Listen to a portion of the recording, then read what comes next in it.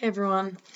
So I thought I would send a quick video message just because I think it's a little bit more direct and easy. I hope you are all having a good time and trying to enjoy some of this time off, and not stuck in your houses too much, but still staying away from everyone else.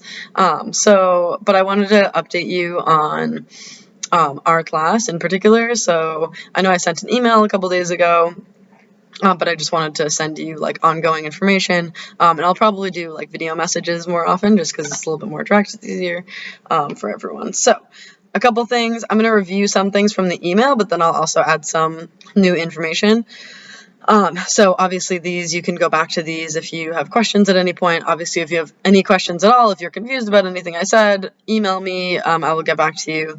We can set up a time to talk. If anything is confusing or you're unsure, or you just want to talk about anything, that is great. So a couple thing, the Attila Cities Diary project that we were working on prior and was going to be due prior to this like hiatus from school, I'm gonna have that due when you get back from school, or when you get back from this break. So make sure that you finish that, and that is ready to go because it'll be due pretty soon after we get back. So hopefully we get back pretty soon, and that will be due when we return. So just keep that in mind.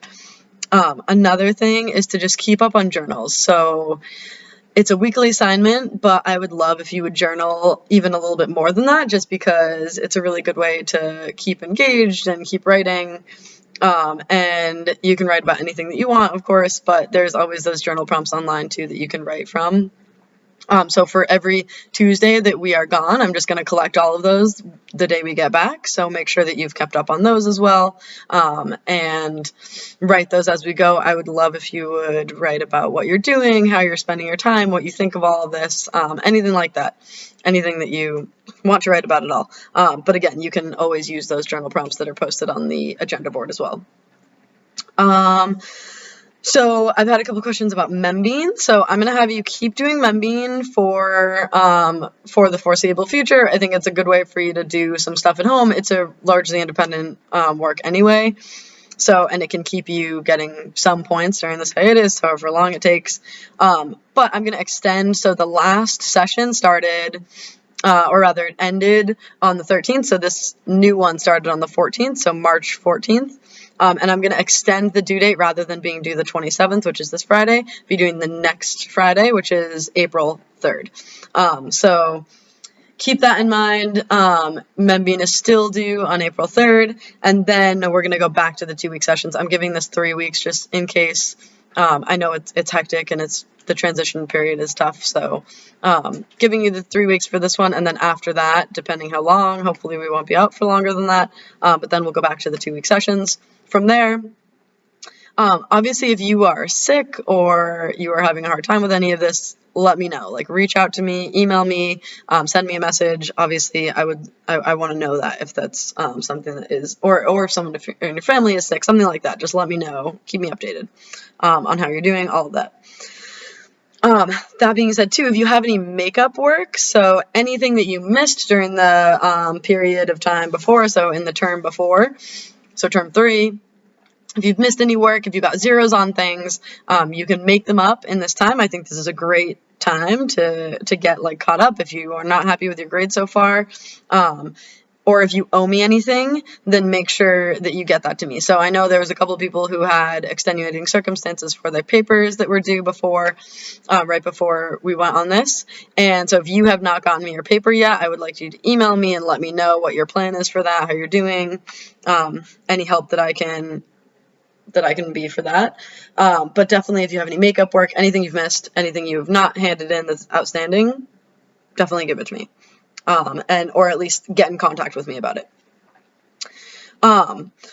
So for right now, I'm not going to have you start reading Beowulf or Wife of Bastille, again, just because I can't give any like graded assignments or anything like that. So I want to keep it to stuff that I don't want you to read Beowulf on your own and then not really understand it and not have any way to like check in or anything like that. I don't know how long this is going to take, so I don't want to have us start doing that yet. But who knows? Again, things can change. It's really like an ongoing situation. So if you have anything other to read, like outside of Beowulf, any outside reading books or just anything else that you want to read, I super encourage that. I would ask you to read at least 30 minutes a day. Just because it keeps you fresh. It's really nice. It's a good activity for like getting your eyes off of screens, because I'm sure that with time off of school, you are spending a lot of time on screens, on your phone, on your computer, all of that. So get away from that. Go read a book outside. Like sit under a tree, read a book, enjoy. But pick things to read, even if it's like news articles or anything that you want to read. I think is a good idea. Just try to read for like 30 minutes a day, I would say. So for your outside reading project, the assignment, I'm going to post the assignment on the agenda board. So again, I don't know right now in terms of like the due date or if we're going to do 2 more or 1 more. It really depends on so many other factors that we don't know the answer to yet. But for right now, I know you'll probably have 2 more in the year outside reading projects. So I would start working on this one for sure. I would definitely finish your outside reading book in this time before we come back to school and start working on the project. So there's going to be a couple choices on there again. And if you don't like those choices, email me and let me know what you would rather do instead as your project. Okay.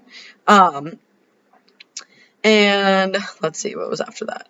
So I got a couple questions. I asked you guys to sign on to my Google Classroom. So the way that you would do that is you go in, you just sign into your Google account. So do it through norwellschools.org, your Norwell Schools email, and then go to those little, it's like all the apps, the little 9 circles up in the right-hand corner, and you go to Google Classroom, and then there's a little, in the right-hand corner again, there's an addition sign, so a little plus sign, and it says add new classes. So you would go to add new classes, and I checked, I know about half the classes added in every one of my sophomore classes, so I know that all the codes work. So you would just go and get those codes from my email, put them in, and it should add you to that class. If you're having a hard time further than that, if you've heard this and read that email and it's not working for whatever reason, you're having a hard time, email me and I will give you more detailed directions, or we can figure it out from there. I still haven't posted anything on there. I just want it as like potential backup. And it's really, again, that's going to depend how long this goes on for. Let's see. So yeah, finishing up, we're pretty much done, but I would love if you would keep up on all that is going on right now. This is a really, really interesting and stressful time in the country. There's a lot of tension going on, obviously, for a lot of reasons, but seek out reliable information. That is what I'm asking. Instagram, like Facebook, they have information, but a lot of it's not going to be reliable. I think it's a really great idea for you at this time to go on to sites like the CDC or the World Health Organization or Johns Hopkins, because all of those are going to have like really reliable information about coronavirus or COVID-19 and what's going on, like current numbers, all of that. It's going to have the most accurate and factual information that you can get. So rather than getting even from like a news source or things like that, it's going to be more direct. So try to seek out that like really direct and solid sources. And lastly, I think if you're bored, if you're crazy, like going crazy in your house because you don't have enough to do, hopefully you're not just playing video games all day. I know probably some of you are, but try to go outside. And if you want to listen to that podcast, I know I've talked about it a couple times in class. It's called Lore. It's by Aaron Mahnke. You can get it on Spotify or you can just look it up online. But I am giving some suggestions right now of like specific episodes that I think that are some of my favorites personally. So again, I think it's great because it's kind of educational, but at the same time, like I do this on my own time. I just listen to it for fun because I like it. So hopefully you guys would like it too. And it can be one of those like really cool overlaps of it's historically accurate, it's crazy stuff, but it's also interesting. So, or at least I think so, but you let me know. So a couple episodes though that I would suggest. Again, Lore is kind of disturbing at times. I think that some of the ones that I'm suggesting, they like stuck with me because they were kind of creepy or they're like local to us. So just keep that in mind. If you're not someone who likes scary movies or scary stories, then don't do this. But if you are fascinated by that stuff and you want to hear more, you could try some of these. So just a few episodes that I would suggest to you all would be so episode 7 is called In the Woods. It's about the Bridgewater Triangle, which is the woods right around our neighborhood and where we all grew up. So it's pretty cool. It stuck with me a lot. I loved that one. Again, episode 7 is called In the Woods.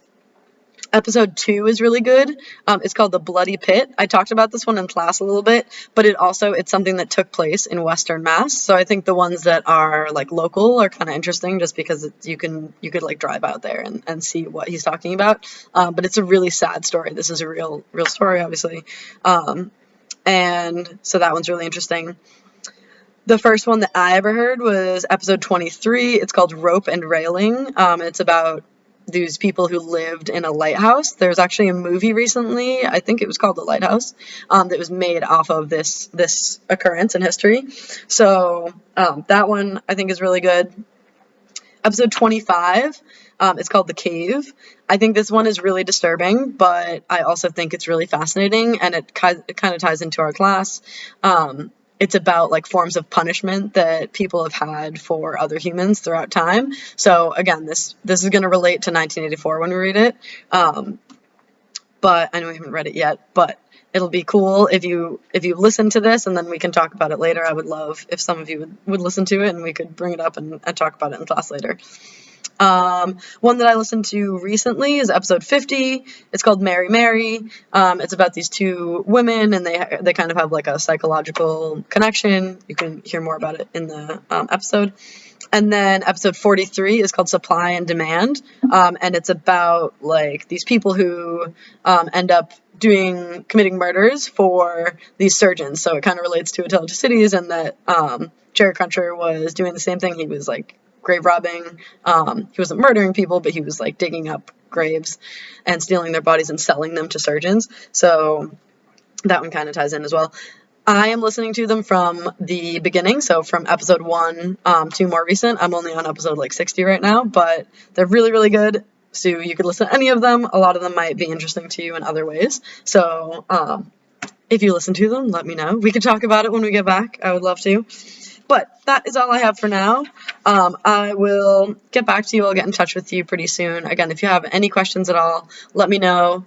And I will talk to you soon. I hope you all are staying healthy, and that your families are staying healthy, and that you are listening to the social distancing and staying away from people, as tempting as it is to go hang out with your friends during this time. I'm tempted too, but it's best to just stay to yourself right now. I know you're hearing it everywhere, and you're probably all doing a good job. So I can't wait to see you all. I hope I see you really soon and that this doesn't last too much longer. Let me know if you have any questions, and let me know how you're doing, okay? All right, talk to you soon.